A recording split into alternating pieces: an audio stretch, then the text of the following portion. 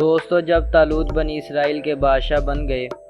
تو آپ نے بنی اسرائیل کو جہاد کے لیے تیار کیا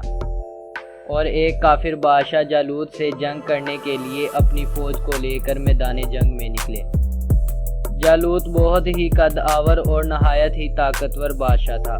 وہ اپنے سر پر لوہے کی جو ٹوپی پہنتا تھا اس کا وزن 300 رطل تھا۔ جب دونوں فوجیں میدان جنگ میں لڑائی کے لیے صف آرائی کر چکی تو حضرت طالوت نے اپنے لشکر میں یہ اعلان فرما دیا کہ جو شخص جالوت کو قتل کرے گا میں اپنی شہزادی کا نکاح اس کے ساتھ کر دوں گا اور اپنی آدھی سلطنت بھی اس کو عطا کر دوں گا۔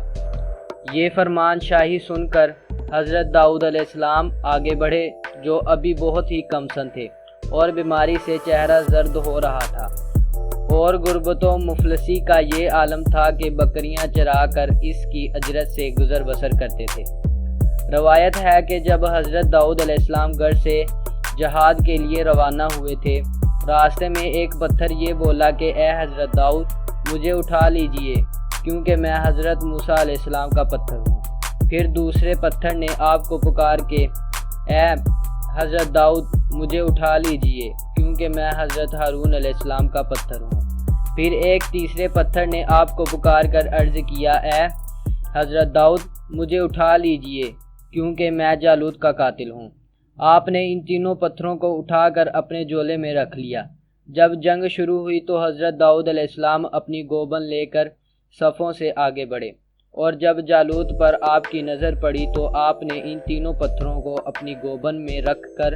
اور بسم اللہ پڑھ کر گوبن سے تینوں پتھروں کو جالوت کے اوپر پھینکا، اور تینوں پتھر جا کر جالوت کی ناک اور کھوپڑی پر لگے اور اس کے بیجے کو پاش پاش کر کے سر کے پیچھے سے نکل کر 30 جالوتیوں کو لگے اور سب کے سب مقتول ہو کر گر پڑے۔ پھر حضرت داؤد علیہ السلام جالوت کی لاش گھسیٹتے ہوئے لا کر اپنے بادشاہ حضرت طالوت کے قدموں میں ڈال دیا، اور اس پر حضرت طالوت اور بنی اسرائیل بے حد خوش ہوئے۔ جالوت کے قتل ہو جانے سے اس کا لشکر بھاگ نکلا اور حضرت طالوت کو فتح مبین ہو گئی، اور اپنے اعلان کے مطابق حضرت طالوت نے حضرت داؤد علیہ السلام کے ساتھ اپنی لڑکی کا نکاح کر دیا اور اپنی آدھی سلطنت کا ان کو سلطان بنا دیا۔ پھر پورے 40 برس کے بعد حضرت طالوت بادشاہ کا انتقال ہو گیا تو حضرت داؤد علیہ السلام پوری سلطنت کے بادشاہ بن گئے، اور جب حضرت شمویل علیہ السلام کی وفات ہو گئی تو اللہ تعالیٰ نے حضرت داؤد علیہ السلام کو سلطنت کے ساتھ نبوت سے بھی سرفراز فرما دیا۔ آپ سے پہلے سلطنت اور نبوت دونوں اعزاز ایک ساتھ کسی کو بھی نہیں ملے تھے۔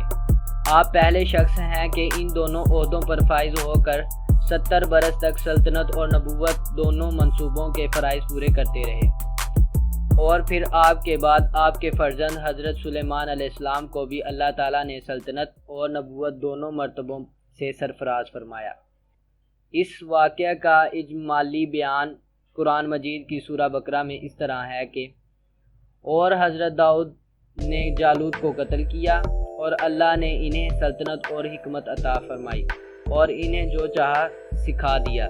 حضرت داؤد علیہ السلام کا ذریعہ معاش۔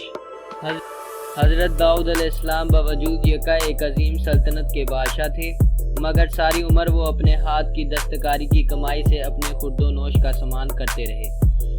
اللہ تعالیٰ نے آپ کو یہ معجزہ عطا فرمایا تھا کہ آپ لوہے کو ہاتھ میں لیتے تو وہ موم کی طرح نرم ہو جایا کرتا تھا، اور آپ اس سے زرہیں بنایا کرتے تھے اور ان کو فروخت کر کے اس رقم کو اپنا ذریعہ معاش بنایا کرتے